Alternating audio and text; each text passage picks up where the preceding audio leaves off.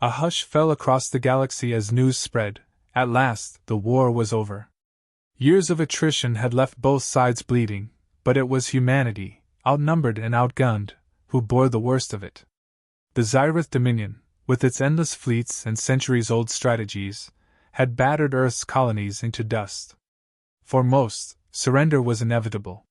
But at the negotiation table, humanity's representatives did not look defeated.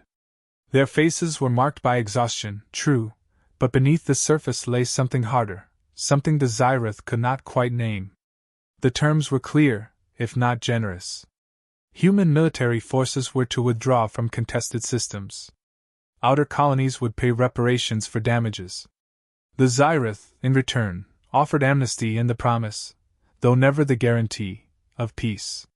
The words flowed smoothly from the alien envoy, rehearsed and honeyed, but not even the most naive could miss the undertone. It was the same tune conquerors had sung for centuries, from one world to the next: obey, submit, and survive.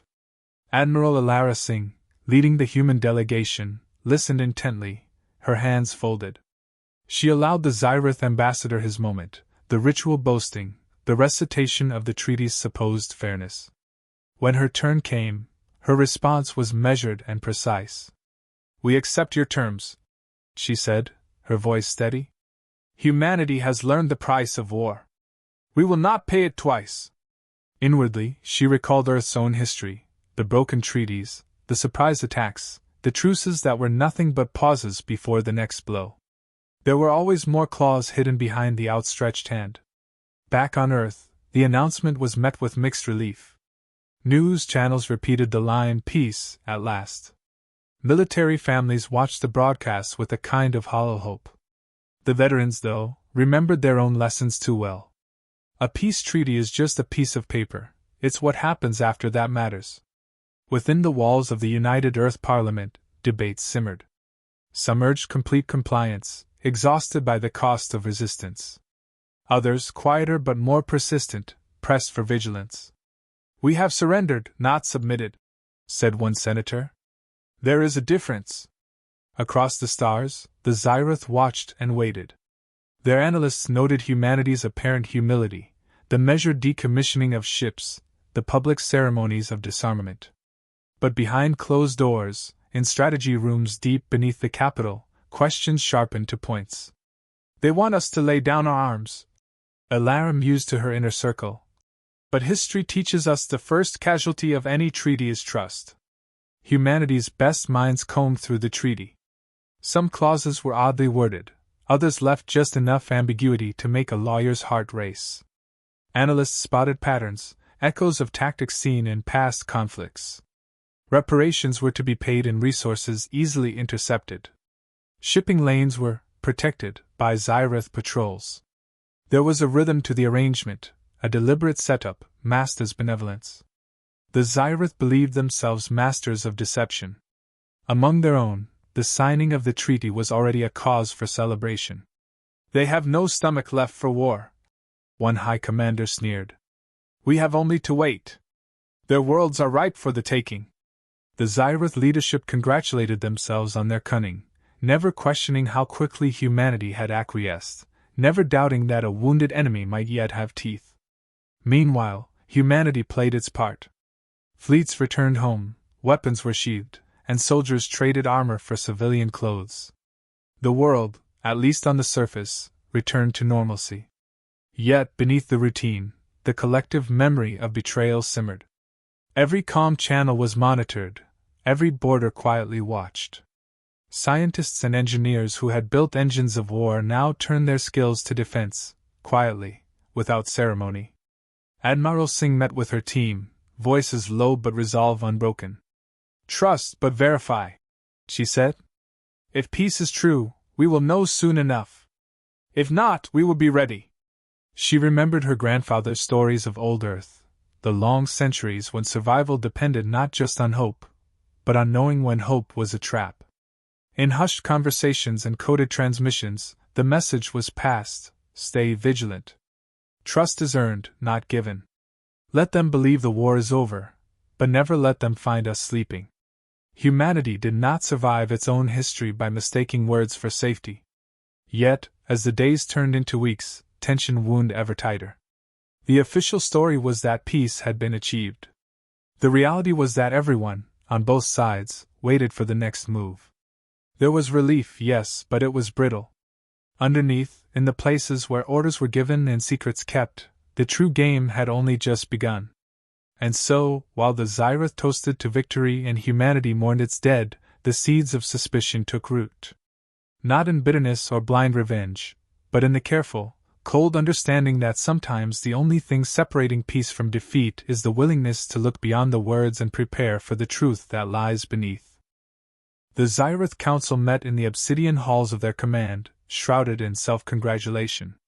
"Their spirits are broken," intoned the grand strategist. "And soon their defenses will be, too." In hidden dialects, the order went out to rearm secret fleets, to shift assets into the border shadows. They believed humanity would bask in the illusion of peace, distracted by rebuilding, blind to threats. Their confidence bordered on arrogance, a miscalculation born from centuries of unchallenged conquest. Yet far from the Zyrith's reach, in dim-lit war rooms and data centers, humanity's vigilance never wavered. Codebreakers pored over intercepted transmissions, following threads of encrypted communication as if mapping the nervous system of a hostile beast. What began as background noise soon resolved into patterns: orders to Zyrith ghost ships, cargo transfers marked as relief efforts, but routed through unmonitored systems, and coded acknowledgments from deep space outposts. A young analyst, Haruto Kim, noticed discrepancies in fleet movement logs. A mining convoy appeared twice in one sector within a single rotation, impossible unless the ships had switched transponders. Bringing the anomaly to Admiral Singh, he said simply, "They're hiding something." Elara trusted the insight.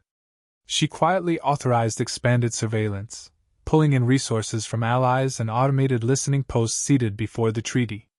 Every piece of new data tightened the web. Diplomats played their part, feigning relief and even gratitude during routine check-ins with Zyrith liaisons. "We appreciate your protection of the shipping lanes," said one, masking suspicion behind a polite smile. Meanwhile, economic advisors scrutinized reparation schedules and the sudden rise of Zyrith trade guilds near sensitive supply routes. The details formed a mosaic of concealed preparation. Within days, the pieces fell together. A decrypted burst transmission, rushed, almost panicked, revealed coordinates matching one of humanity's recently seeded asteroid belts. High-resolution scans detected energy signatures inconsistent with mining or trade. Artificial gravity wells, shielded by asteroid debris, hid assault vessels and troop carriers. Humanity's feigned disarmament had bought the time needed to expose the deception. The response was calculated, not panicked. Elara gathered her closest advisors. "This is confirmation, not surprise," she told them. "Let them finish setting their trap. The moment they believe we are weakest is when they'll move. That is when we strike." The intelligence apparatus went into overdrive. Teams worked around the clock, mapping Zyrith fleet dispersal and cross-referencing with planetary defense reports. Drones masquerading as salvage bots relayed visuals of ships painted with false registry numbers. AI routines compiled threat assessments, adjusting projections with each new scrap of evidence. Through secure lines, a message was sent to trusted commanders in reserve. "Stay at readiness. Orders may come without warning. Trust only direct transmission. No paper trails." The meaning was clear: prepare for immediate, coordinated response without alerting the enemy. The most difficult task was maintaining the mask. Civilians celebrated a fragile normalcy, believing the guns were silent for good. To expose the Zyrith too soon would risk panic, or worse, tip the enemy to humanity's awareness. "Let them write their own indictment," Elara said. "The proof will come from their actions, not our suspicions." A secondary operation began: misdirection. News of further decommissionings was quietly leaked. Outwardly, humanity appeared even more complacent. Zyrith intelligence services, ever hungry for signs of weakness, lapped up the staged broadcasts.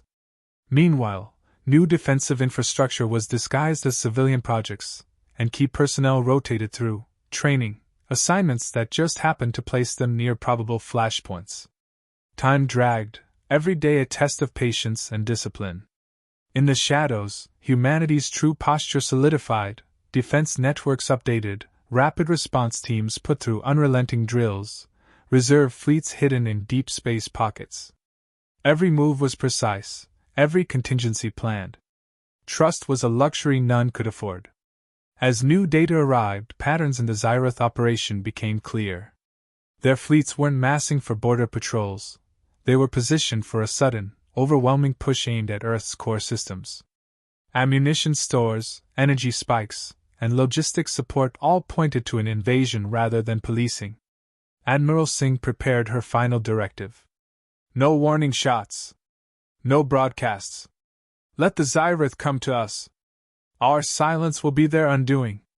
Trusted agents were embedded among civilian contractors and trade partners, ready to trigger countermeasures the moment an incursion began. A clandestine diplomatic channel with a neutral third species, the Otrini, was quietly reopened. Humanity shared just enough information to keep the Otrini curious but not alarmed, planting seeds of future alliances if open conflict resumed. The aim was clear: if humanity was attacked, the galaxy would know who broke the treaty, and the Xyroth's duplicity would become public. For the first time in weeks, Elara allowed herself a moment of pride in her people. They think us broken, she told her staff in a low, firm voice. Let them. When the time comes, we will show them how wrong they are. Patience and preparedness became humanity's shield. Suspicion had turned into certainty, and certainty into action. There would be no blundering into a second defeat, no naive acceptance of peace on another's terms. When the Xyroth made their move, humanity would not be caught off guard. They would be ready, and they would not be alone. The galaxy, holding its breath between war and peace, had no idea what was coming. Humanity did, and waited. Xyroth High Command authorized the final sequence. Hidden strike groups slipped into prearranged positions, engines idling in silence as encrypted countdowns flashed across command consoles. Across the Dominion, commanders were told the moment had arrived to claim what was rightfully theirs. Their analysts confirmed what they wanted to believe: humanity was unguarded, complacent, hopelessly naive after the peace. The order was given. The Xyroth would strike in synchronized waves, using the same asteroid fields and trade corridors gifted by the treaty. A simultaneous push would breach human territory at multiple points, overwhelming defenses before any real resistance could be mounted. The Xyroth trusted their advantage in numbers, their superiority in firepower, and above all, their absolute control over the narrative. The galaxy would see humanity's destruction as a final inevitability.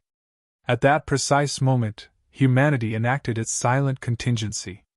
For weeks, assets had been shifted into place under the guise of commerce, colonization, and reconstruction. Defensive satellites once declared scrapped went active. Civilian transport vessels revealed concealed armaments, and communications arrays. Reserve fleets that had disappeared from public record reappeared at key choke points. The first Xyroth incursion force emerged from the asteroid belt, expecting a clear path to Earth's inner colonies. Instead, their lead ships were met by coordinated jamming fields, blinding sensors, and scrambling comms. Moments later, a barrage of guided weapons tore through their vanguard. The Xyroth, believing their initial losses were a fluke, pressed on, only to find themselves boxed in by 3 human flotillas attacking from converging vectors. Within minutes, the forward strike group was in full retreat, desperate for support that would never arrive. As news of the failed breakthrough reached Xyroth Command, confusion threatened to unravel discipline. Additional invasion points encountered similar resistance: rapid deployment platforms and orbital mines, autonomous drones programmed for counteroffensive maneuvers. Every tactical assumption the Xyroth had made proved wrong. Their strategic advantage evaporated as ship after ship was intercepted or destroyed before reaching its target. Humanity's response was both relentless and measured. With every move, they exposed the scope of Xyroth duplicity. The coordinated counterstrikes were not merely about repelling an invasion, They were about making the enemy's betrayal undeniable. Encrypted broadcasts, timed for maximum exposure, leaked intercepted Xyroth war plans to neutral observers throughout the galaxy. Reports spread across communication relays. This was no misunderstanding or tragic accident, but the result of a calculated plot to shatter the fragile peace. Allies and former neutrals, seeing the evidence, suspended all treaties with the Dominion and denounced their aggression. Commercial partners withdrew support, closing vital supply lines. The Xyroth, once seen as arbiters of order, became pariahs overnight. Within the ranks of humanity, morale surged. Fleet captains reported unprecedented discipline, engineers worked without rest to patch damage and maintain firepower, and ground-based defense forces stood ready at every probable incursion point. The discipline stemmed not from fear, but from confidence, a certainty that this time, the outcome would be decided on their terms, not the enemy's. Xyroth officers, accustomed to intimidation and submission, were forced to adapt to a new reality. Their attempts at counteroffensives floundered against layered human defenses. Orders grew more frantic, chain of command frayed, and whispers of defeat echoed through their ranks. As the battle raged, Admiral Singh maintained contact with every major command post, her instructions brief and unwavering. Maintain pressure, document everything, hold your fire on retreating vessels unless fired upon. Humanity would not only win the battle, they would win the narrative. With each passing hour, more Dominion ships powered down weapons and activated distress signals, seeking terms of surrender. Human forces responded with discipline and restraint, providing medical care to wounded survivors and transmitting evidence of Xyroth treachery to every open channel. There would be no massacres, no unnecessary destruction, only proof that humanity, betrayed once, would not be fooled again. Across the galaxy, independent observers confirmed what humanity had long suspected: the peace treaty was never sincere. The Xyroth, who believed themselves unassailable, had not only failed to conquer Earth, but had triggered their own political downfall. Their leadership, exposed and isolated, scrambled to control the damage, but it was far too late. The tide had irrevocably turned. As the main Xyroth assault faltered, secondary and tertiary attacks dissolved in confusion. Human counterintelligence teams anticipated every move, intercepting reinforcements and sabotaging supply lines. The final coordinated push ended not with a dramatic showdown, but with the quiet surrender of entire enemy divisions, their officers too stunned to resist. Humanity had not only seen through the lie, they had made the cost of that deception unbearable. Where the Xyroth expected fear, they encountered unshakable resolve. Where they sought advantage, they found every avenue blocked. And in the end, the galaxy witnessed the failure of a conqueror undone not by brute strength, but by a people who had learned, remembered, and acted with the patience and precision their enemies never saw coming. Defeat spread through the Dominion's ranks with astonishing speed. Reports of routed fleets, intercepted communications, and broken supply lines reached Xyroth command, each update a blow to the illusion of superiority. The narrative of inevitable conquest shattered in real time as outposts surrendered, not in glory, but in silence. Xyroth officers found themselves isolated, their alliances dissolving and their requests for aid going unanswered. On neutral worlds, the story of betrayal and failure eclipsed all other news. For humanity, vindication came not as a celebration, but as a steady current of resolve. Parliament reconvened in emergency session, not to debate, but to coordinate. Elara Singh delivered her assessment with the calm certainty of one who had always believed in her people's capacity for survival. "We did not choose this conflict," she said, her voice transmitted to 1,000 settlements. "But we have shown that peace cannot be dictated by force or held together by lies. We will chart our own course from here forward." Humanity's message to the galaxy was clear and unambiguous. Evidence of the Xyroth plot was delivered to every interstellar council and broadcast across open frequencies. Images, decrypted orders, and timelines left no room for denial or spin. The reaction was immediate. Former neutral powers expressed outrage, some moving to sanction the Dominion, others proposing new alliances with Earth. Once solitary, humanity now found itself at the center of a new diplomatic network, one built not on fear, but on mutual respect and necessity. While the Zyras scrambled to salvage their image, internal fractures became visible. Civil unrest broke out on core worlds as civilians demanded answers for a war waged under false pretenses. Rival factions within the Dominion accused each other of sabotage and incompetence. Key commanders disappeared, fleeing to remote outposts or seeking deals with former adversaries. Their strength, once rooted in unity and intimidation, eroded as the consequences of arrogance and deceit became impossible to contain. Humanity turned its focus to healing. Medics and engineers crossed war-torn boundaries to aid both allies and former enemies. Relief convoys moved in concert with diplomatic envoys, their actions reinforcing the message that strength and compassion were not incompatible. In Parliament, the debate shifted from survival to vision.